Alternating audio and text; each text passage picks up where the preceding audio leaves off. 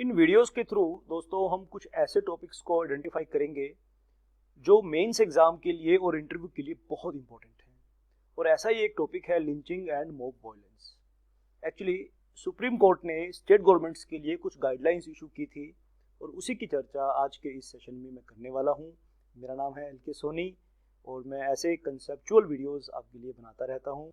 तो आइए शुरू करते हैं। सबसे पहले लिंचिंग एंड मॉब वायलेंस का मीनिंग हम सीखेंगे और कहते हैं कि picture speaks more than 1000 words.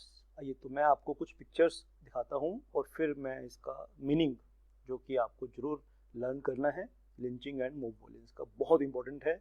इसके ऊपर जनरल क्वेश्चंस इंटरव्यू के टाइम पर मेंस एग्जाम में लिखने के लिए बहुत अच्छा मटेरियल मैं आज आपको देने वाला हूँ। भीड़ जब इकट्ठा होके, बहुत सारे लोग इकट्ठा होके किसी ट्रांसग्रेसर को, अपराधी को, पापी को, जो कि वो लोग समझते हैं कि उसने गलत काम किया है, सजा दें बिना जुडिशियल प्रोसीजर के, यानी उसको हम बोलते हैं टेक्निकली एक्स्ट्रा जुडिशियल। तो इस तरह के वायलेंस को, इस तरह के सजा देने के हम कहते हैं लिंचिंग एंड मॉब वायलेंस। अब यहाँ पे दोस्तों देखिए कि एक आदमी के हाथ में पत्थर है, एक भीड़ इकट्ठा है और ये ट्रांसग्रेसर को, अपराधी को सजा देने का काम कर रहे हैं। इनका ऐसा मानना है कि अगर किसी अपराधी को पब्लिकली सजा दी जाएगी तो इससे समाज को एक धमकी मिलेगी। जो बुरा काम करते हैं, जो गलत काम करते हैं, उनके मन में डर पैदा होगा कि इसने ऐसा किया है तो इसको ऐसी ट्रीटमेंट मिल रही है। कोई और उस तरह का पाप करने में, उस तरह का अपराध करने में, ऑफेंस करने में डर पैदा होगा उसके मन में। इस तरह की थिंकिंग इस भीड़ की सोच होती है, जो कॉमन थिंकिंग होती है वो कुछ इस तरीके से सोचती है।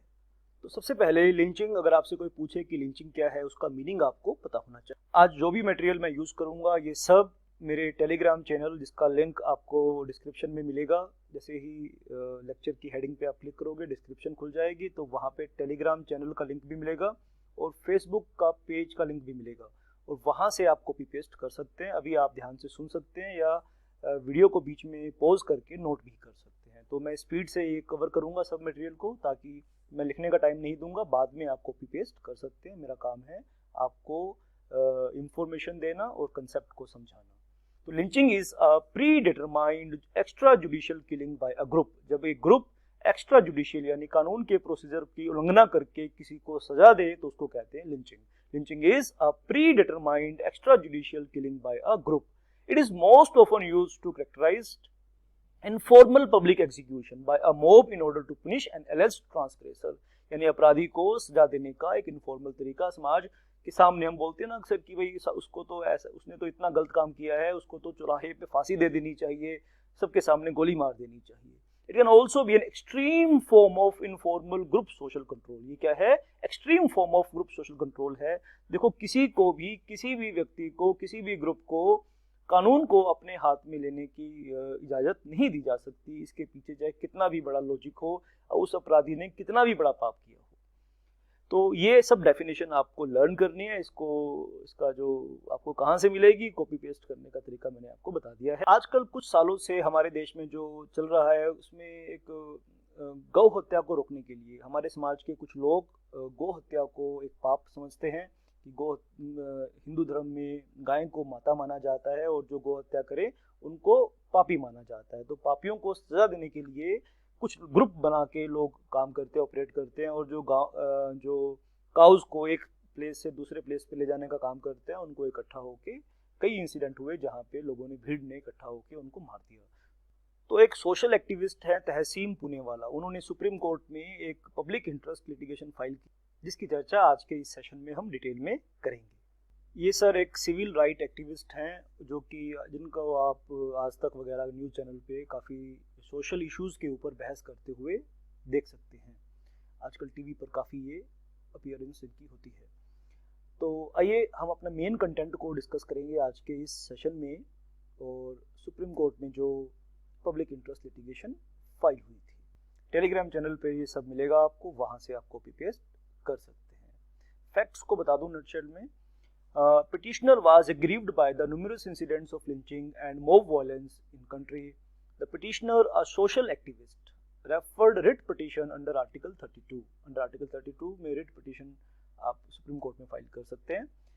for commanding the respondents take immediate and necessary action against the cow protection groups, यानी जो so called cow protection groups operate कर रहे हैं और समाज का एक हिस्सा उन्हें सही नहीं मानता, उनके मोडस ऑपरेंडी को, उनके काम करने के तरीके को इलीगल मानता है, डेमोक्रेसी के अगेंस्ट मानता है। तो यहाँ पे रिट पिटिशन फाइल की गई सुप्रीम कोर्ट में। तो यहाँ पे फिर सुप्रीम कोर्ट ने उस रिट पिटिशन के कैसे रिस्पॉन्ड किया, क्या जवाब दिया, आइए हम उसको फर्दर डिस्कस करते हैं। तो सुप्रीम कोर्ट ने इस तरह के वायलेंस को रोकने के लिए स्टेट गवर्नमेंट्स को दो तरह की डायरेक्शंस दी।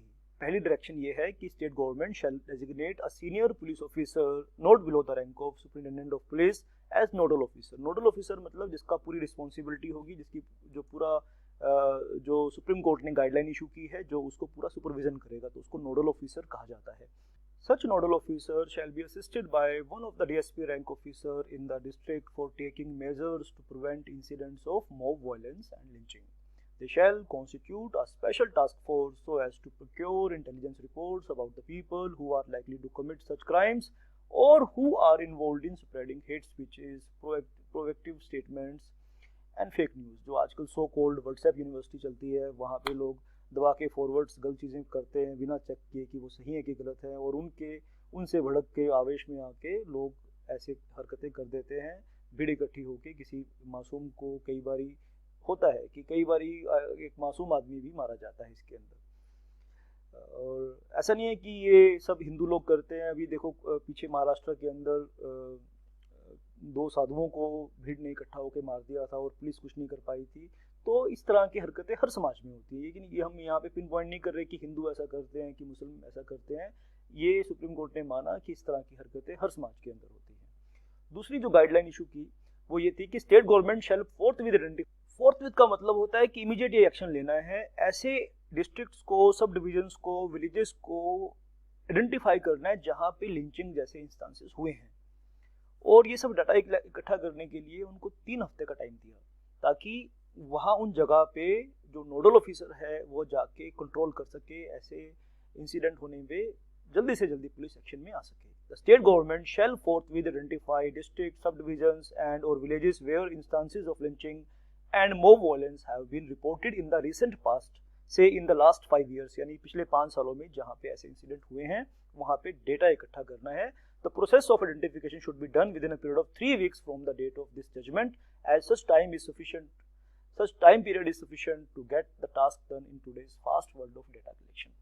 दोस्तों ये सभी इस सेशन के लिए दोस्तों इतना ही है। मेरा टेलीफोन नंबर मैं आपको बता देता हूँ, आप इस नंबर पे व्हाट्सएप करेंगे, और अगर आपको सिस्टमेटिक क्लासेस चाहिए तो आप एक व्हाट्सएप करना, हम आपको पूरा तरीका बताएंगे। यहाँ तक अगर आप आए हैं, चैनल को सब्सक्राइब कीजिए, वीडियो को लाइक कीजिए और अपने दोस्तों के साथ शेयर कीजिए। Love you all, God bless you.